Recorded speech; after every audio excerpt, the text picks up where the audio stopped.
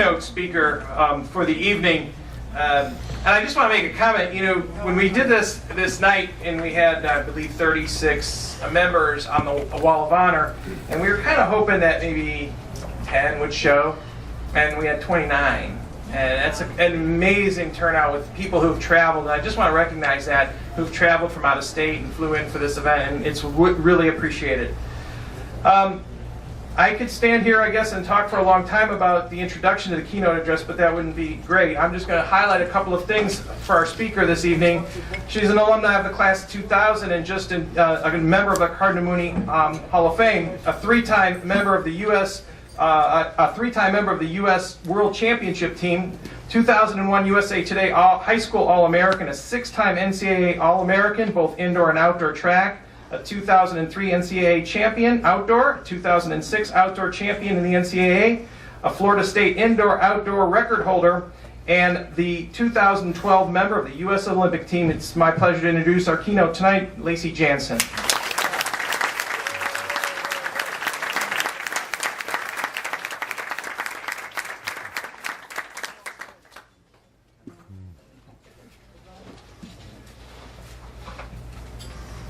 Good evening, everybody. First, I want to thank Cardinal Mooney for inviting me and giving me a chance to properly thank the people who gave me an opportunity of a lifetime. Without Cardinal Mooney, I would not have gone to the Olympics. I want to thank Coach John Raleigh, whose enthusiasm, knowledge, and confidence propelled me to a scholarship at Florida State. Thank you to Coach Donovan for backing Coach Raleigh and helping him buy a pole vault pit. I want to thank Sister Lucia for her continued support. And thank you to all the staff at Mooney who made this a wonderful learning and growing environment. I also am very happy to see my longtime friend and fan, Monsignor Jared Finnegan.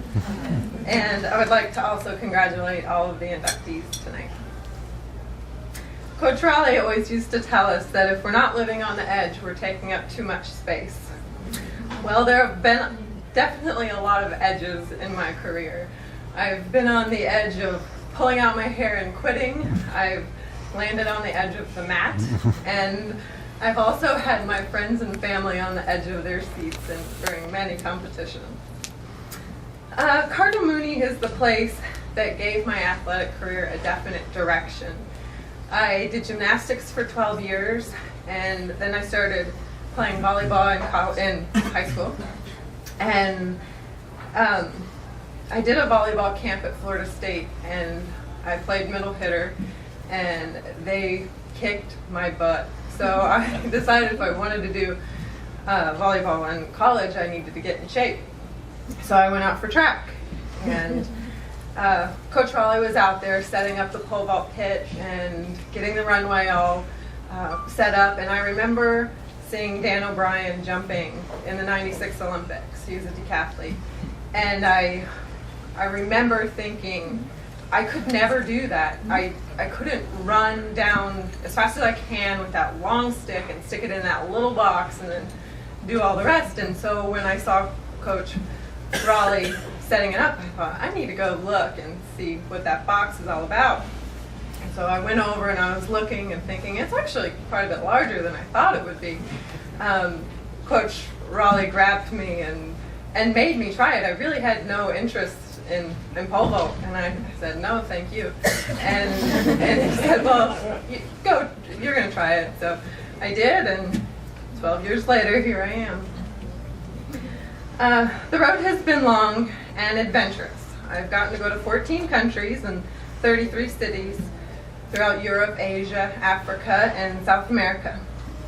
Pole vault has earned me quite a few sky miles and also a very special trip to London. The 2012 Olympic trials was not my first time on the legendary Hayward Field in Oregon, University of Oregon. Or even at the Olympic trials. I'd been twice before, but each experience has been completely different. My 2004 season was probably the lowest point in my career. I could not make myself hold onto the pole and jump off the ground, and I the Olympic trials wouldn't even make me do it. I ran through 3 times at the Olympic trials, and then I sat down and watched the other girls do what I knew I could do, only my mind would get out of the way. There are 4 years between the Olympics, but you really feel the pressure of them in that 4th year. 2008, every day I went to work out, I had one thing on my mind. My days and my mind were consumed by the Beijing Olympics. You can change a lot in 4 years, and I really did. I was more confident and consistent than ever in my 2008 season. I was marveling at how tough I was mentally, and I was ranked 2nd going into the 2008 trials, but I came out 10th. Well, 4 more years until London. A lot more of myself changed. I still had battles with my mental game, but I was fighting the battles smarter and I was winning faster. I was finding mental tricks and cues to help me focus and block out what messed me up. I traveled a lot and I started making world teams. I learned a lot about myself as a competitor, but I was also starting to learn a little bit about having a balanced life. I had a lot of free time that I was puttering away, so I got a part-time job as a senior companion. That is where I learned that I was not only good at pole vault, I was equally as good at caring for somebody else. I started caring for a 93-year-old man named Henry. So a part of my heart went to Henry, and a part of my heart was with pole vault. Henry died in 2010, but a part of my heart is still with him. I became a companion to a new nonagenarian, Barbara Bitter, and around the same time I started dating my fiance, Warren. And a piece of my heart went to both of them. In October 2011, Warren proposed, and I said yes. And I went into the Olympic year a pretty happy girl. My life was just so full of meaning. I was training really hard, but I also had my mind on a December 29th wedding and a whole new life in Gainesville after the wedding. I was trying to keep as much of the wedding stuff on my mind so that I would not again be consumed by thoughts of the meet that had twice kicked my butt and sent my dreams packing for another 4 years. I don't know how many times I relied on Philippians chapter 4, verse 6 and 7. Do not be anxious about anything, but in everything, through prayer and petition, present your requests to God. And the peace of God, which transcends all understanding, will guard your heart and your mind through Christ Jesus. It's a good one. I recommend it. I said it before I got up here.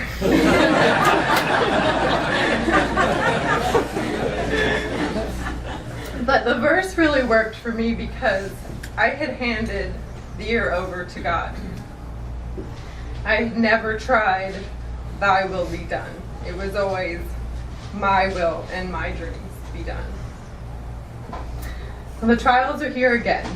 And I really felt great. I was in the zone. I cleared the first 3 bars with ease. I mean, I was just on it. And there were 4 of us left. And it was, in my mind, I was like, I'm going. But then that 4th girl made it in. I was like, good, another height to go. But so at 14:10, 2 girls made it. Mary and I are still in. I go before Mary, and I miss on my 3rd attempt. So Mary has an attempt after me. And so, like I said, I'm ahead of Mary on misses. I have less misses. So if she misses, I go to London. If she makes it, she goes to London. So I walk away from the pole vault powerless. I could feel my dream slipping away. I almost knew that she was going to pop over that bar, and I can imagine hearing the crowd roar for her clearance and me knowing that I was so close, but again, I would not be going. I walked away and I had a conversation with God. I had given this year and this day over to Him.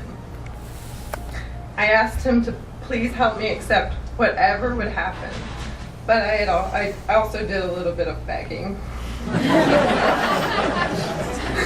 The crowd started clapping to the cadence of Mary's approach. She jumped and the crowd roared and my heart sank. And then the crowd groaned and I knew I was going to London. The Olympics were truly incredible. Living in the village, I ran into Michael Phelps, and I was in the elevator with Marta Caroli, who I had watched coach the women's gymnastics team since I was a child. So that really hit home for me. Walking in the opening and closing ceremonies were surreal. I filmed pretty much the entire thing on my phone. I got to go to the premiere of The Expendables and meet the cast. Sylvester Stallone, Arnold Schwarzenegger, Dolph Lundgren, and Jean-Claude Van Damme. My sister Kristen and I's favorite movie was Universal Soldier for some reason. So Dolph Lundgren and Jean-Claude Van Damme. We went goo over him. And then the coolest of all is that I got to walk out on the field to compete, and I saw the Olympic flame burning. And returning home, the phone continued. I got to go to the White House and eat cookies on the front lawn, and I gave Michelle Obama a hug. The Miami Dolphins invited the Florida Olympians to a game, and we were introduced on the field, and best of all, I got to be a keynote speaker. Hall of Fame induction. But what I've really learned throughout this really long, incredible journey is that the rich balance of my life has enhanced this incredible once-in-a-lifetime experience. The Olympics have come and gone, but without the people that I've gotten to share this with, being an Olympian would be meaningless. Thank you, guys.